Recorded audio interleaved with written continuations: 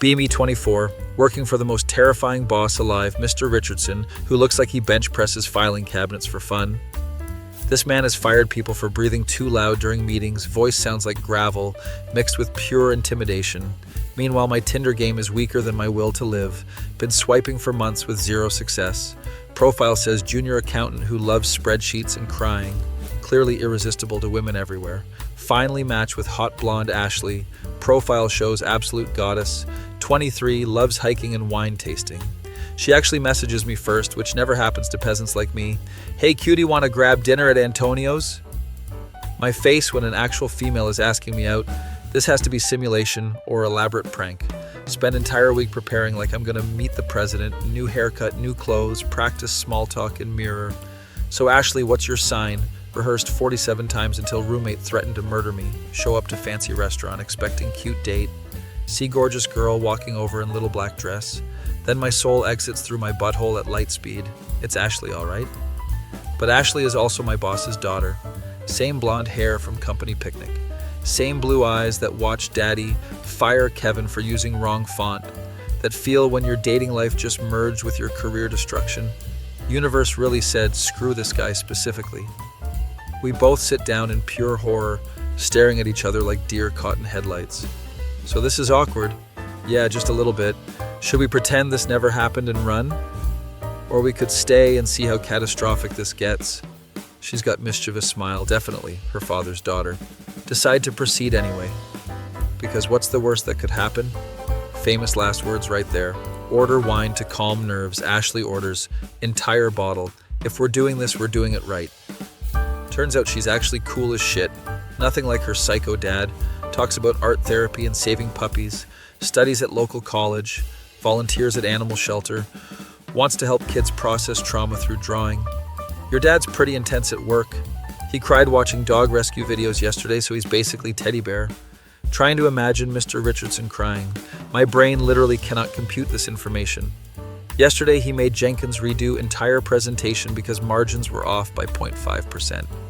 Yeah, that sounds like daddy. She's laughing like this is normal behavior. Stockholm syndrome, maybe. Conversation flows naturally after wine kicks in. She's funny and smart and nothing like spoiled rich girl. Most guys try too hard to impress me, probably because I'm too terrified to try at all. Fear is honest, I like that. She's flirting while I'm having existential crisis about employment. Dinner goes amazing despite cosmic joke universe is playing, we split dessert and she pays entire bill. Dad gives me ridiculous allowance, might as well use it for good cause. Walk her to car, moment of truth approaching like freight train. This was definitely weirdest first date ever, but also maybe the best. She leans in and kisses me, soft and sweet and absolutely perfect. That feel when you realize you're falling for your boss's daughter and probably gonna die. Text me tomorrow, Anon. And don't act weird at work, Dad notices everything. Drive home replaying kiss in my head, also updating resume just in case. Next week at work, feeling completely schizophrenic, boss yelling at everyone, but I'm thinking about his daughter's lips. Anon, those reports better be perfect or you're fired. Yes, sir, absolutely, sir. Internally screaming because I'm dating his precious angel and he has no clue. Ashley texts constantly throughout the day. How's Daddy Dearest treating his favorite employee? Normal level of psychological warfare. Want to grab lunch this week? Somewhere far from office, preferably. We start secretly dating, meeting at restaurants across town like we're in witness protection program. Second date at casual place. She shows up in sundress that should be illegal in 17 states. You clean up nice for accountant. You say that like it's surprising. Lunch conversation even better than first date. She tells me about art therapy sessions. Helped kid yesterday draw his feelings about parents' divorce. Turned his anger into colorful abstract peace. Meanwhile, I share thrilling world of tax documentation. Found $300 error in client's favor. That's actually really cool. She's either excellent liar or genuinely interested in boring stuff. Third date, she takes me to art gallery opening. Completely out of my comfort zone. Everyone discussing deep meanings while I nod along, pretending to understand. This represents societal decay. Absolutely, very decayish. Ashley trying not to laugh at my attempts at culture. You don't have to pretend, Anon, just say what you think. Look at abstract painting, honestly. Looks like someone threw paint at wall, but somehow makes me feel calm. See, much better than fake art speak. She explains different movements and techniques, makes art accessible instead of pretentious bullshit, walking around holding hands like normal couple. Except nothing about this situation is normal. We're living in romantic comedy written by sadistic God. Few weeks of secret dating. Everything's perfect until she suggests meeting her family. Anon, come to our barbecue this weekend. Ashley, that's literally asking me to commit career destruction. Dad will love you, I promise. Your dad doesn't love anything except firing people and spreadsheet accuracy. He loves me, fair point, plus you're exactly type of guy he wants me dating. Responsible, stable, good head on shoulders, instead of artist boyfriends who spend rent money on paint. She's convincing, but I'm still terrified. Agree anyway, because love makes you stupid. Show up to their mansion Saturday afternoon sweating like guilty criminal. House is enormous suburban palace, perfectly manicured lawn, fountain in front yard because rich people. Ring doorbell. Ashley answers, looking gorgeous in casual clothes. You made it. Was worried you'd chicken out. Still might. Backdoor escape route planned. Come on, Dad's in good mood, just grilled perfect ribs. Follow her to backyard. Mr. Richardson standing by enormous grill, wearing Daddy Grillmaster apron. Somehow even more terrifying in casual clothes, like serial killer on vacation. Anon, what brings you here? Voice booms across yard like Judgment Day. Daddy, I invited him. Hope that's okay. Ashley jumping in quickly to save my ass. Of course, always room for more. Grab yourself beer from cooler. Surreal experience drinking Corona with man who controls my paycheck. Spend afternoon pretending to be normal human while secretly dating his daughter. This is fine. Everything is fine. I'm not having a mental breakdown at all. He actually likes me. Keeps saying I'm good. Influence on Ashley. If only he knew what kind of influence. She needs more stable friends, tired of these artist weirdos she dates. Meanwhile, I'm the weirdo, currently exploring his daughter's personality and also her body. Meet Ashley's mom, who's sweet and normal. So how do you know our Ashley? We met through mutual interests. Technically not lying. We both interested in each other. That's wonderful. She could use more grounded friends. Pressure mounting to maintain lie. Family barbecue continues. More relatives arrive, introduced as Ashley's friend from work. Except I work with her dad, not her. Web of deception growing more complex. Ashley's uncle asks about my job. Accounting sounds stable, good career choice. Unlike that musician Ashley dated last year, lovely boy but no prospects. Learning about her dating history while pretending to be family friend, this is definitely sustainable situation. Mr. Richardson tells work stories to impress relatives. Had employee once who falsified timesheet. Terminated him immediately. Zero tolerance for dishonesty in my company. Ashley squeezes my hand under the table. We're both thinking same thing. We are completely screwed. Barbecue winds down. Time to escape before saying something incriminating. Thanks for having me, Mr. Richardson. Anytime anon, your good influence on Ashley. Keeps her grounded. Guilt eating me alive like flesh-eating bacteria. Ashley walks me to car. See, that wasn't so terrible. Your family's amazing, but I feel like fraud. You're not fraud. You're exactly who they think you are. Except for tiny detail about dating their daughter. Minor technicality. She kisses me goodnight. Text me when you get home. Weeks pass. Relationship gets more serious. Mountain getaway weekend where we tell each other we love each other. Perfect time of hiking and campfires without worrying about family complications. This is what normal feels like. Just you and me without workplace drama. Return to work Monday, feeling relaxed until boss calls me into office. This is it. He knows everything. Time to update LinkedIn profile and flee country. Anon, need to see you immediately. Follow him to office, preparing for execution. Close door and sit down. Yes, sir. Bracing for impact. Want to discuss your future here. Henderson project went exceptionally well. Client specifically requested you for next phase. Wait, what the hell is happening? Anon, you're exactly kind of employee I value. Honest, dedicated, trustworthy. My face when boss is praising my trustworthiness while I'm lying about dating his daughter, which is why I'm promoting you to senior accountant, effective immediately. 20% raise, corner office, congratulations. Stunned silence because this is opposite of firing. Thank you, sir. I won't let you down. I know you won't. That's why I'm also inviting you to Ashley's birthday dinner next week. Family-only event, but you're practically family now.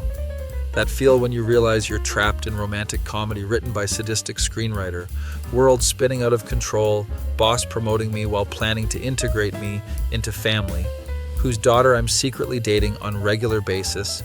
This timeline is broken. That's very generous, sir. Wouldn't miss it. Excellent. Ashley will be thrilled. She specifically asked me to invite you. Of course she did. Leave office in complete daze. Call Ashley immediately. Congratulations on promotion, babe. Ashley, this is getting completely out of hand. Your dad thinks I'm trustworthy family friend, but I'm actually your lying boyfriend. At some point, truth will explode, and when it does, I'm unemployed. Anon, you're being paranoid. Dad likes you, that won't change. It will when he finds out we've been deceiving him for months. Then let's stop lying. Tonight at dinner, we tell him everything. Ashley, absolutely not. Anon, absolutely yes. I'm tired of sneaking around like criminals. Tired of pretending we're just friends. I want to hold your hand in public. Want Dad to know how happy you make me. She's determined to come clean. I'm determined to keep my job and life. What if he fires me? Then you'll find better job. What if he murders me? Then I'll visit your grave frequently. Very comforting, Ashley, thanks. But she's right about honesty. Can't build relationship on foundation of lies.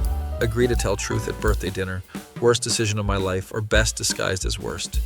Week passes in pure anxiety, practicing confession speech in mirror. Sir, I've been dating your daughter. Sounds terrible every single time. Birthday dinner arrives. Fancy restaurant with private dining room. Whole family present. Ashley's parents, siblings, grandparents, aunts, uncles. Sitting at table trying not to sweat through expensive shirt. Mr. Richardson making toast. To Ashley, my precious daughter. May she always choose good men who respect and cherish her.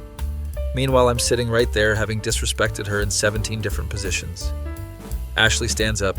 Daddy, I have an announcement. My asshole puckers so tight it could crack walnuts. Everyone knows Anon is family friend, but he's actually my boyfriend. Silence so loud you could hear my career dying. Mr. Richardson's face cycling through emotions. Confusion, realization, anger, more anger, then something that might be acceptance. You're dating my employee? Voice deadly calm, like eye of hurricane. Yes, Daddy, and I love him. She's really going full nuclear option. We've been together for 3 months. Wanted to tell you sooner, but timing never felt right. All eyes on me, waiting for confirmation or denial, moment of absolute truth. Yes, sir, it's true. Started accidentally, but became very real. I care about Ashley deeply and would never hurt her. He stares at me for geological ages. I'm mentally updating resume and planning escape routes. Then something incredible happens. He starts laughing. Well, shit, this is awkward. Wait, he's not firing me? Not calling security? Not reaching for steak knife? Been hoping Ashley would date responsible guy instead of those artist losers. Guess prayers were answered, just didn't expect it to be my employee. That feel when the boss from hell is actually cool with you, dating his daughter.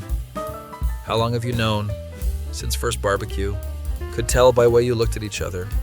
Was wondering when you'd work up courage to tell me. My face when he knew the whole time and was waiting for confession. But Anon, if you hurt her, I'll make your work life absolute hell. More hell than usual, sir.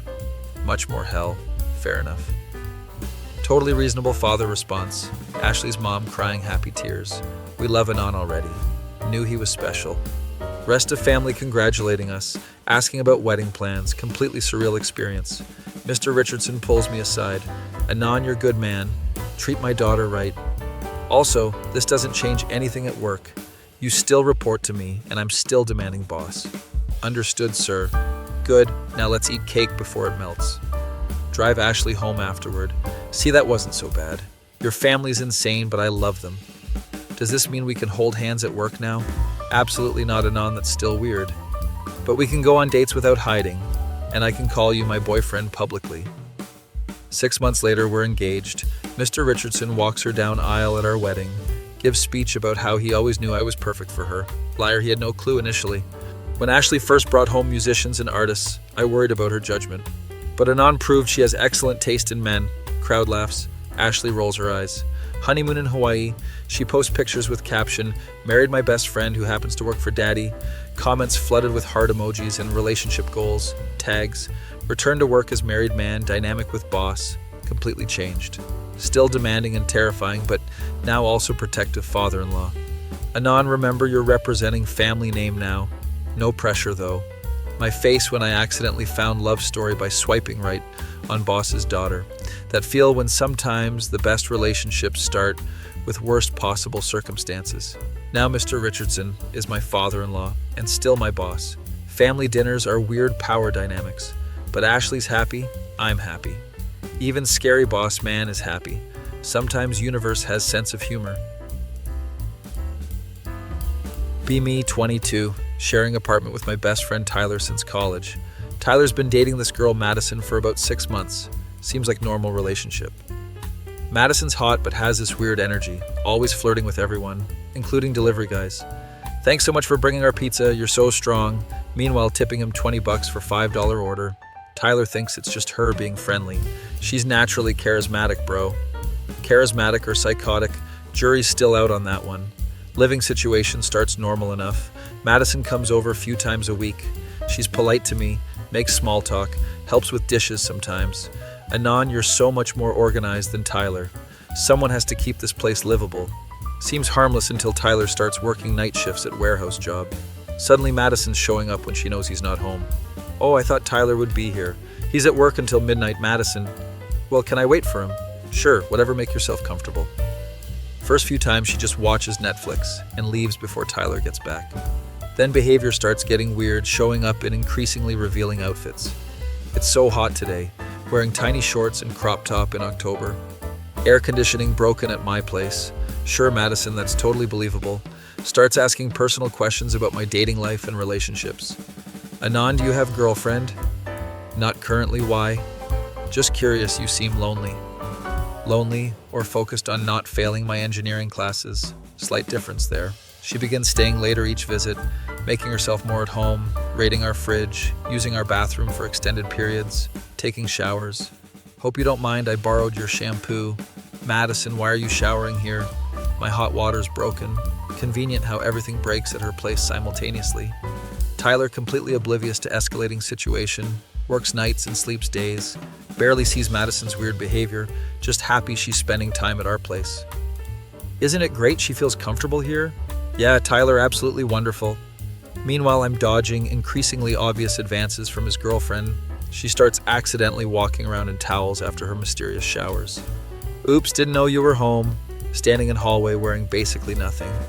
Madison, Tyler's not here. I know. Then just stares at me for uncomfortable amount of time. My face when I realize this chick is actively trying to seduce me. That feel when your roommate's girlfriend becomes your personal nightmare. Try talking to Tyler about it, but he doesn't believe me. Dude, Madison loves me. She wouldn't do that. Tyler, I'm telling you she's acting weird. You're probably misreading signals. Signals like walking around naked? She's comfortable around you. That's good thing. No, Tyler, that's very bad thing. Situation escalates when she starts texting me directly instead of going through Tyler. Hey, Anon, what are you up to tonight? Studying why? Want some company? Isn't Tyler working? Yeah, but we could hang out. Absolutely not happening. Ignore her messages, but she starts getting more persistent and creative. Shows up with food for both of us. Thought you might be hungry. Brings beer to share, sits way too close on couch during movies. This couch is so small. Madison, there's literally entire other side available. Starts touching my arm during conversations. Playing with her hair. Obvious flirting. Anon, you work out, don't you? Sometimes. I can tell you're really strong. Meanwhile, Tyler thinks she's just being nice to his best friend. Madison really likes you, bro. Yeah, that's the problem, Tyler. One night she shows up completely drunk. Tyler's at work until 2 a.m. Anon, let me in. Madison, you're wasted. Where's your car? Ubered here. Why didn't you go home? Wanted to see you. Let her in because she's clearly not safe to be alone. She immediately starts crying about how Tyler doesn't appreciate her. He's always working. He's working to pay for dates with you, Madison. But you're here. I live here, Madison. This is my apartment too.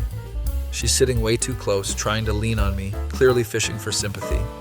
Anon, you understand me. Madison, you need water and sleep. Get her glass of water. She grabs my hand when I give it to her. You're so sweet. Madison, let go of my hand. Make me. That feel when drunk girl is hitting on you, but she's your best friend's girlfriend. Extract myself from situation. Call Tyler to come home early. Madison's here drunk. Can you pick her up? What? Why is she there? I don't know, Tyler, but come get your girlfriend. He shows up within an hour. Madison suddenly acts completely sober and normal around Tyler. Baby, I missed you. Hugging him like nothing happened. Tyler apologizes for her showing up drunk. She's been stressed about work.